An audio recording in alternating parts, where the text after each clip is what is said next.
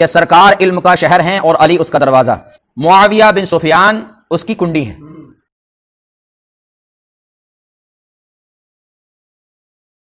کچھ لوگ نیٹ پر یہ کہہ رہے ہیں کہ امیر معاویہ کے جامع ترمذی میں بہت سے فضائل ہیں اور انہوں نے فضائل کے نام سے ایک باب باندھا ہے. ہم اس کا جواب دیتے ہیں. کچھ دنوں پہلے ایک شخص نے نبی اکرم صلی اللہ علیہ وسلم کی حدیث میں اضافہ کیا تھا، اور وہ کیا تھا کہ اس نے کہا تھا کہ سرکار نے فرمایا انا مدینۃ العلم وعلی بابھا، میں علم کا شہر ہوں اور علی اس کے دروازہ. تو اس نے یہ کہا تھا کہ یہ بات صحیح ہے کہ سرکار علم کا شہر ہیں اور علی اس کا دروازہ، لیکن اس میں مزید زیادتی کرتے ہوئے یہ بات کہی تھی بے باکی سے اور جرأت کے ساتھ کہ معاویہ بن سفیان اس کی کنڈی ہے. کیا کہا تھا؟ معاویہ بن سفیان اس کی کنڈی ہیں. اب میں ان سے یہ کہوں گا کہ دو حدیثیں میں نے پڑھی ہیں مختلف طرق سے، انا دار الحکمہ وعلی بابھا، انا مدینۃ العلم وعلی بابھا. میں ان سے کہوں گا اور میرا یہ سوال ہے ان سے، اس کا وہ جواب دیں کہ اللہ کے رسول صلی اللہ علیہ وسلم نے کہاں کہا ہے کہ معاویہ بن سفیان اس کی کنڈی ہیں؟ پہلے یہ دیکھ لیں یہ حدیث کب کی ہے. یہ حدیث جب کی ہے کہ جب معاویہ بن سفیان ایمان بھی نہیں لائے تھے. تو جب وہ ایمان ہی نہیں لائے تھے تو اللہ کے رسول نے یہ کب کہہ دیا کہ یہ کنڈی ہیں؟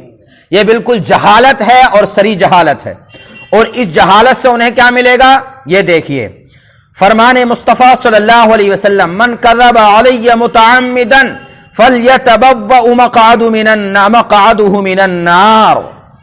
اللہ کے رسول صلی اللہ علیہ وسلم فرماتے ہیں جس نے مجھ پر جان بوجھ کر جھوٹ باندھا، جس نے مجھ پر جان بوجھ کر جھوٹ باندھا، اللہ تبارک و تعالی اسے جہنم کے گھڑے میں ڈال دے گا.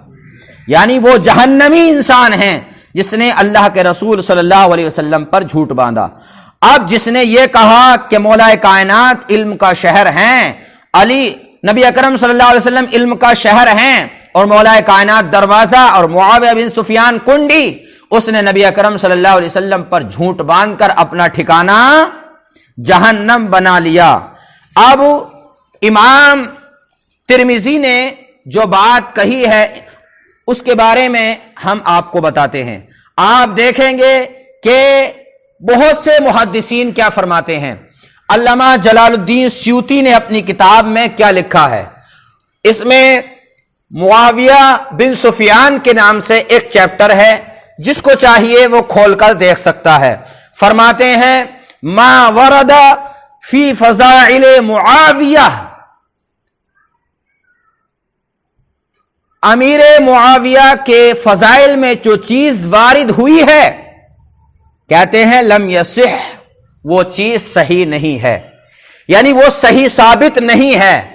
اور دوسرے محدثین فرماتے ہیں لم یصح فی فضل معاویہ شیء، امیر معاویہ یعنی معاویہ بن سفیان کے بارے میں جو بھی حدیث آئی ہے اس کی صحت صحیح نہیں ہے، کوئی چیز اس میں صحیح نہیں ہے.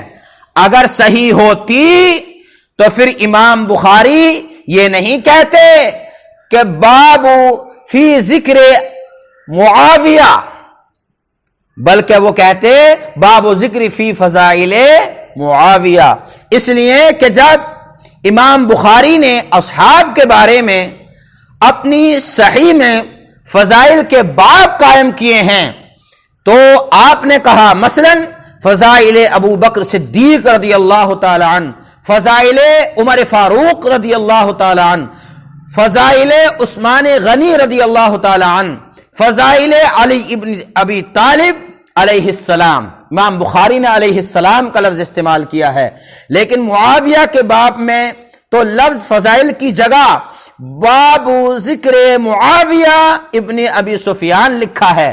اگر فضائل ہوتے تو امام بخاری ذکر کی جگہ لفظ فضائل لاتے. اب اس سے یہ پتا چلتا ہے کہ امام بخاری ذکر لائے ہیں، اس سے پتا چلا کہ فضائل والی حدیث بالکل بھی کسی طور پر درست نہیں ہے۔ اور امام مسلم نے ایک حدیث کو نقل کیا ہے، اور وہ کیا ہے کہ امام مسلم نے ابو سفیان کی فضیلت میں ایک حدیث بیان کی، جس کی حالت کیا ہے؟ اس کی حالت یہ ہے کہ ام المؤمنین حضرت ام حبیبہ، جو پہلے سے حضور نبی اکرم صلی اللہ علیہ وسلم کی نکاح میں تھی، ابو سفیان کہتا ہے کہ میرے پاس عرب کی سب سے حسین بیٹی ہے جس کو میں نے آپ کی زوجیت میں دے دیا۔ یہ حدیث بھی موضوع ہے اور مکذوب ہے، کیونکہ ام حبیبہ اس بات کو کہنے سے 3 یا 4 سال پہلے نبی اکرم صلی اللہ علیہ وسلم کے نکاح میں آ چکی تھی۔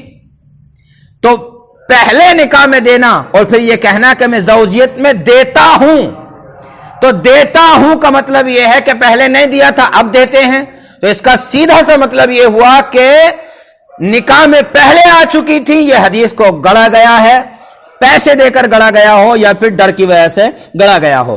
اسی لیے ایسا ہی حال ان احادیث کا ہے جو بنو امیہ کے تمام فضائل میں گڑی گئی ہیں، وہ سب احادیث من گڑت ہیں۔ اب ہم ترمذی کی طرف آتے ہیں جو فضائل امیر معاویہ کے تعلق سے انہوں نے باب باندھا ہے۔ امام ترمذی فرماتے ہیں کہ اللہم اجعل ہادیا مہدیا واہد بہ، یہ حدیث نقل کی، مطلب اے اللہ تبارک و تعالی تو امیر معاویہ کو ہادی بنا اور مہدی بنا اور لوگ اس سے ہدایت پا جائیں، ایسا بنا۔ اب آپ دیکھیں اس کا راوی کون ہے؟ اس کا راوی عبد الرحمن بن عمیرہ ہے، جس کے بارے میں الاستیاب جو کتاب ہے اس میں علامہ ابن عبد البر فرماتے ہیں کہ اس کی صحابیت ہی ثابت نہیں ہے، اس کی صحابیت ہی ثابت نہیں ہے، چاہے جائے کہ اس کی روایت کو لیا جائے۔ عبداللہ ابن بر الاستیاب میں ارشاد فرماتے ہیں کہ اس کی صحابیت ہی ثابت نہیں ہے، چاہے جائے کہ اس سے روایت کو لیا جائے۔ اور علامہ ذہبی نے اپنی کتاب میں لکھا ہے کہ اس کی اسناد درست نہیں ہے، اور ملا علی قاری حنفی نے لکھا ہے کہ یہ انسان مضطرب الحدیث ہے، یعنی تضاد والی روایت کو پیش کرتا ہے، یعنی اس روایت کو لیا جائے تو مطلب کچھ اور نکلتا ہے، اور دوسری روایت کو لیا جائے تو مطلب کچھ اور لکھتا ہے۔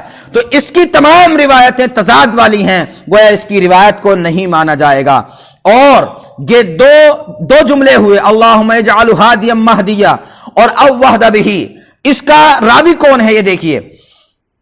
اس کا راوی عمر بن واقد ہے، جسے اکثر محدثین نے اس کو کہا یہ منکر الحدیث ہے، یعنی اس کی حدیث کا انکار کیا گیا ہے، یہ ضعیف حدیث بیان کرتا ہے، اور ضعیف ہی نہیں بلکہ یہ کذاب ہے۔ کذاب کا مطلب یہ ہے کہ سب سے بڑا جھوٹا ہے جو روایت بیان کرتا ہے۔ اور فرماتے ہیں کہ اس طرح دیگر کتب میں موجودہ روایت کا بھی یہی حال ہے، جن کا مقصد وحید معاویہ کو بے شمار فضائل والے مولا علی کے مقابلے میں کھڑا رکھنے کا سہارا دیتا ہے۔ جو لوگ اس طرح کی بات کرتے ہیں وہ دیکھیں کہ ہم کر کیا رہے ہیں، آخرکار ہم کر کیا رہے ہیں، ان کو یہ چاہیے کہ وہ اس کو دیکھیں۔ اور میں بتاتا ہوں کہ یہ احادیث کن لوگوں نے گڑی ہے، یہ ان لوگوں نے گڑی ہے جو اس وقت میں رشوت خور تھے۔ آگے آپ دیکھیں، اس کی ایک بڑی دلیل یہ ہے کہ امام نسائی کی شہادت کہاں ہوئی، کیسے ہوئی؟ دمشق میں مسجد میں جب ناسبیوں کو مولا علی کے فضائل سنانے آئے، کون؟ امام نسائی، تو امام نسائی نے مولا کائنات کے فضائل بیان کرنے شروع کیے، جس کو علامہ ذہبی نے سیر و اعلام النبلاء میں نقل کیا۔ روا ابو عبداللہ بن منذر عن عمرة العقبی المصری وغیرہ ان النساء خرج من مصر فی آخر عمره الى دمشق فسئل بها عن معاویہ وما جاء في فضائله فقال لا يرضى رأسا برأس حتى يفضل۔ فضائل علی کے بیان کے بعد لوگوں نے کہا امام نسائی سے کہ معاویہ بن سفیان کے بارے میں کیا فضائل ہیں، ان کو بھی بیان کرو جو آپ تک پہنچے ہیں۔ محدث نے ایک جملہ فضائل معاویہ والا محدث نے ایک جملے میں فضائل معاویہ والا مسئلہ ہی لپیٹ کر رکھ دیا اور فرمایا کہ مجھ تک کوئی حدیث ایسی پہنچی ہی نہیں کہ جس سے فضائل معاویہ ثابت ہو اور میں کہوں کہ فضائل امیر معاویہ ہیں، اس لیے فضائل امیر معاویہ میرے پاس پہنچے ہی نہیں۔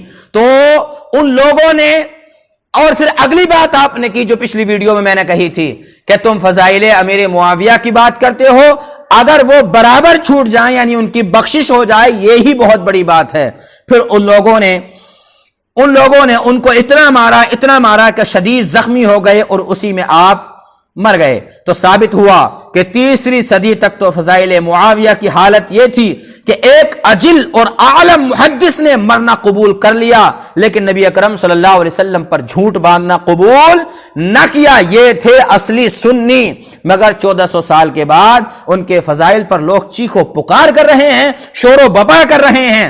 سمجھ میں نہیں آتا آخر کیا بات ہے۔ امام نسائی سے بھی بڑے محدث ہو سکتا ہے یہ بن گئے ہوں۔